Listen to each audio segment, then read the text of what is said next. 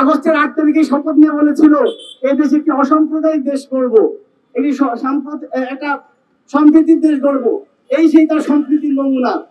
বন্ধুগণ, এই ইন্টারিম সরকার প্রত্যেকটা এই মৌলবাদী হামলাগুলোতে যে মাজারে হামলা চালানো হচ্ছে, এই এই ব্যাপারগুলোতে নীরবতা পালন করছে এবং ভয়াবহ রকমের নীরব আছে তারা। বন্ধুগণ, সরকারের এই যে অবস্থান, সে অবস্থানটা হচ্ছে সর্প হইয়া দংশন করো, ওঝা হইয়া ঝাড়ো, এরকম। আমাদের এই যে মৌলবাদী গুলো হামলা চালাচ্ছে বিভিন্ন মাজারে এবং আখড়া বাড়িগুলোতে, সেখানে সরকারকে আমরা কোন রকম পদক্ষেপ নিতে দেখছি না।